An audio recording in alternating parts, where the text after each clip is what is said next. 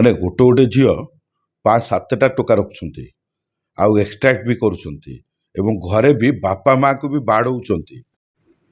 Sound okay sir ବର୍ତ୍ତମାନ ଗୋଟେ ଘଟଣା ସାମ୍ନାକୁ ଆସିଥିଲା ଯେଉଁ ପୁଅଟି ବଞ୍ଚିଥିଲା ବେଳେ ଗଣମାଧ୍ୟମ ସାମ୍ନାରେ ଆସି ଚିତ୍କାର କରୁଥିଲା କି ମୋତେ ନ୍ୟାୟ ମିଳୁ। ଯେତେବେଳେ ସିଏ ପୋଲିସକୁ ସାମ୍ନା କରିପାରିଲାନି ସୁଇସାଇଡ୍ କରିଛି। ଏଭଳି କ୍ଷେତ୍ରରେ କଥା ଉଠୁଛି କି ଏଠି ପ୍ରେମ କରିବା ପାପ ନା ପ୍ରେମିକା ବାଛିବାଟା ପାପ ହେଇଗଲା ନା ସମୟର ଦୋଷ ନା ଆଇନର ଦୋଷ। ସେ କ'ଣ ପାଇଁ ସୁଇସାଇଡ୍ କ'ଣ ପାଇଁ କରିବାକୁ ଗଲା? ଆଜ୍ଞା ନମସ୍କାର, ମୋ ନାଁ ନିହାର ରଞ୍ଜନ ଓଝା, ମୁଁ ଆଡ଼ଭୋକେଟ୍ ଅଛି।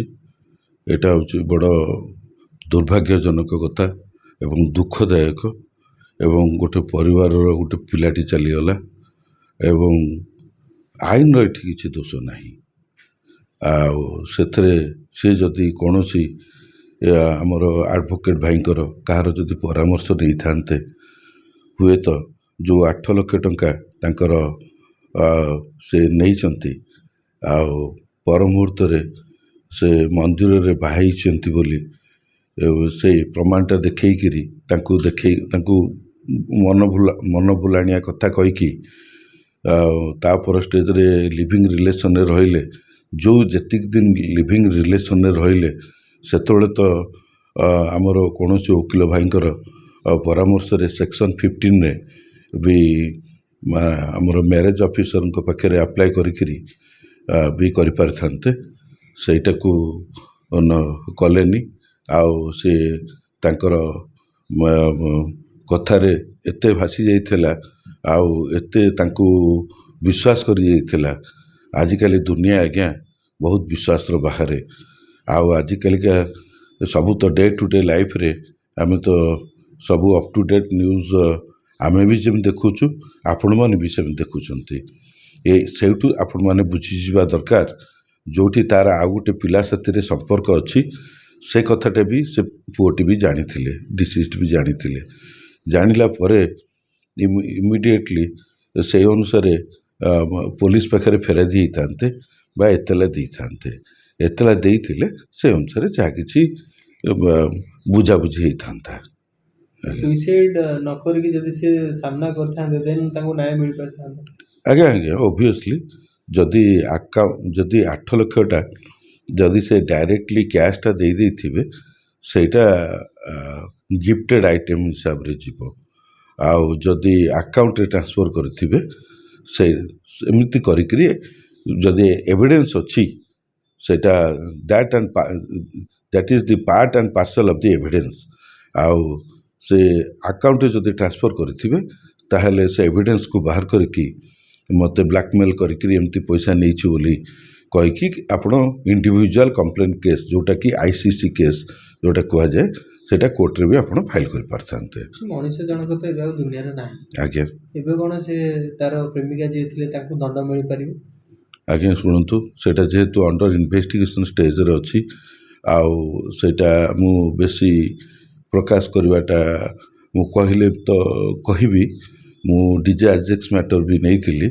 ସେଥିରେ ଯଦି ବା ଆପଣଙ୍କର ଏତେ ଭାଙ୍ଗି ପଡ଼ୁଛନ୍ତି ଗୋଟେ ସୁଇସାଇଡ଼ାଲ୍ ନୋଟ୍ଟା ମାନେ ସୁଇସାଇଡ଼ାଲ୍ ନୋଟ୍ ମୁଁ ପାଇଁ ମରୁଛି ବୋଲି ଗୋଟେ ସୁଇସାଇଡ଼ାଲ୍ ନୋଟ୍ ଲେଖିବା କଥା। ମୁଁ ଏଇ ମାନେ ଡେଟ୍ ୱାଇଜ୍ ଚାର୍ଟ ୱାଇଜ୍ ସବୁ ଲେଖିଥାନ୍ତେ ଯାହାଫଳରେ କି ମୁଁ ମେଣ୍ଟାଲି ଡିମୋରାଲାଇଜ୍ଡ ହେଲି ଆଉ ଯାହାଫଳରେ କି ମୁଁ ନିଜର ମୁଁ ସ୍ଥିତି ହରାଇ ବସିଲି ଏବଂ ମୋତେ ମାରିଦେବ ବୋଲି ଧମକ ଚମକ ବି ଦେଉଛି ଏବଂ ସେଇ ଗ୍ରାଉଣ୍ଡରେ ଆପଣ କରିପାରିଥାନ୍ତେ।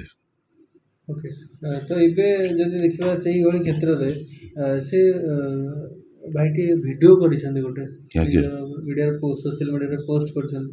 ସେଇ ଭିଡ଼ିଓକୁ ଆଧାର କରିକି ଆମର IT ଆକ୍ଟ ଆସିଗଲାଣି 2000ର। ସେଥିରେ 65B ପାର୍ଟଟା ବି ଅଛି।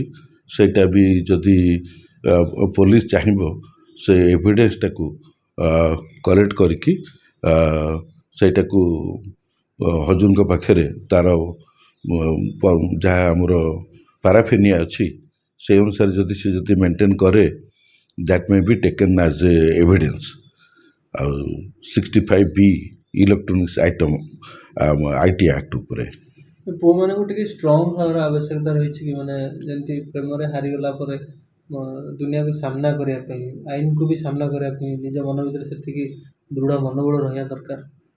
ଆଜ୍ଞା ଯେତେବେଳେ ଆପଣମାନେ ଯେତେବେଳେ ଏ ଯେଉଁ ଭଲ ପାଇବା ଚକ୍କରରେ ପଶୁଛନ୍ତି, ଆଜିକାଲି ସମସ୍ତେ ମାନେ ଦୁନିଆରେ ବି ଝିଅମାନେ ସେମାନେ ଇଏ ଗୋଟେ ବ୍ଲାକମେଲିଂର ଗୋଟେ ଗୋଟେ ଝିଅ ଆଜ୍ଞା ମୋ ପାଖକୁ ଆସୁଛନ୍ତି, ତାଙ୍କର ବାପା ମା ଆସୁଛନ୍ତି ଆଜ୍ଞା ପର୍ସନାଲି କଥା ହେବା ପାଇଁ, ଚାମ୍ବରରେ ଟିକେ ପର୍ସନାଲି କଥା ହବୁ, ମାନେ ଗୋଟେ ଝିଅ 5-7ଟା ଟୋକା ରଖୁଛନ୍ତି ଆଉ ଏକ୍ସଟ୍ରାକ୍ଟ ବି କରୁଛନ୍ତି ଏବଂ ଘରେ ବି ବାପା ମାଆକୁ ବି ବାଡ଼ଉଛନ୍ତି, ଯାହାଫଳରେ କି ବାପା ମା ବାହାରକୁ ଲୋକଲଜ୍ଜା ହେବା ପାଇଁ ସିନିୟର ଅଫିସର ସେମାନେ ବାହାରକୁ ଲୋକଲଜ୍ଜା ହେବା ପାଇଁ ବାହାରେ ପ୍ରକାଶ କରିପାରୁନାହାନ୍ତି, ଥାନା ଦୁଆର ମୁହଁକୁ ବି ଯାଇପାରୁନାହାନ୍ତି ଏବଂ ଘରେ ଗୋଟେ ପିଲା ବି ମାନେ ଝିଅ ହଉ କି ପୁଅ ହଉ ମାନେ 5 ଦିନ 10 ଦିନ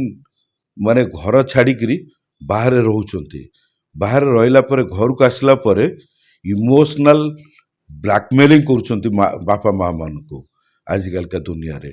ଆଉ ସେ କଥା ଯେତେବେଳେ କହୁଛନ୍ତି ତାଙ୍କ କୋହଭରା କଥା ଶୁଣିଲେ ଆମେମାନେ କହିବା ହେଉଛି ମା କ'ଣ କରୁଥିଲା ଘରେ,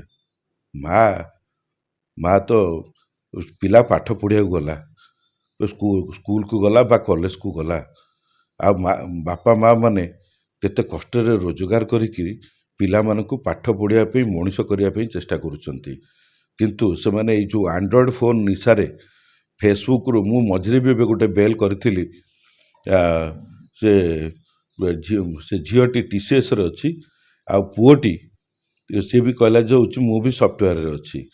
ପର ମୁହୂର୍ତ୍ତରେ ସେ ଯେତେବେଳେ ଦେଖିଲା ଯେ ହେଉଛି ବରା ଦୋକାନରେ ସେ ଟୋକା ବରା ଛାଣୁଥିଲା, ନାଇଁ ଅଲଗା ଜାଗାରେ, ନାଇଁ ବରା ଦୋକାନ ସେଠି ନାହିଁ, ସେଇ ରାସ୍ତାରେ ଗଲା ବେଳକୁ ଦେଖିଲା ବେଳକୁ ଚିକନ ଚାକନ ଟୋକା ଆଉ ଦେଖିଲା ବେଳକୁ ବରା ଛାଣୁଛି ଗୋଟେ ଦୋକାନରେ, ତାକୁ ସେଇଠୁ ସେ ତାକୁ ମାନେ ତା କଲର ଧରିକି ଭିଡ଼ିକି ଥାନାକୁ ନେଇଥିଲା ଏବଂ ଥାନାକୁ ନେଇଥିଲା କୋର୍ଟକୁ ବି ସେ ଫରୱାର୍ଡ ହେଇଥିଲା, ତା ସାଥିରେ ସବୁ ଟାଇପର ରିଲେସନ୍ ବି ରଖିସାରିଛି। ଏଥିରେ ଆଜ୍ଞା କ'ଣ କରାଯିବ କହିଲେ ଆଜ୍ଞା? ତେଣୁ ସବୁ ପିଲାମାନେ ନିଜେ ନିଜ ହାତକୁ ମାନେ ଭଲ ପାଇବାର ଯେଉଁ ବାହାନା ଆଉ ଭଲ ପାଇବାର ଏ ଯେଉଁ 15 ବର୍ଷରୁ 20 ବର୍ଷର ଏଜ୍ଟା, ସେଇ ଯେଉଁ ଏଜ୍ଟା କୁ ସେମାନେ ତାକୁ ଅଲଗା ପାଠ ପଟେ ନ ନେଇ ତାକୁ ଏଇ ଯେଉଁ ଆଣ୍ଡ୍ରଏଡ଼ ଫୋନ୍ ଭିତରେ ମାଇଣ୍ଡ ପୂରେଇକିରି ସେ କେମିତି ତାକୁ ଚିହ୍ନିଥିଲା ନା ଫେସବୁକରୁ ଚିହ୍ନିଲା, ଫେସବୁକରୁ ଆସିଲା ମେସେଞ୍ଜରକୁ, ମେସେଞ୍ଜରରେ ନମ୍ବର ଦିଆନିଆ ହେଲା, ତାପରେ ଇନଷ୍ଟାଗ୍ରାମକୁ ଆସିଲେ, ତାପରେ ଇନଷ୍ଟାଗ୍ରାମରୁ ଯାଇକିରି ତାପରେ ନା ମୁଁ ସିଏ ବି କହିଲା ଯେ ହେଉଛି ମୁଁ ସଫ୍ଟୱେରରେ ଅଛି, ଦେଖିଲା ବେଳକୁ ପର ମୁହୂର୍ତ୍ତରେ ମାନେ ଭାବିଲେ ଦେଖିବା ସେ ଝିଅଟି ସିନା ଭିଡ଼ିକି ନେଲା, ଏମିତି ଗୋଟେ ଲେସନ୍ ଦରକାର ଆଜ୍ଞା, ଏମିତି ଲେସନ୍ ହେଲେ ଏଇ ଯେଉଁ ମାନେ ପୁଅମାନେ ହୁଅନ୍ତୁ ବା ଝିଅମାନେ ହୁଅନ୍ତୁ ଏମାନଙ୍କୁ ଗୋଟେ ଲେସନ୍ ଆଜ୍ଞା ଦରକାର, ପୁରା ଗିଦି ମାଡ଼ ଦରକାର ଏମାନଙ୍କୁ।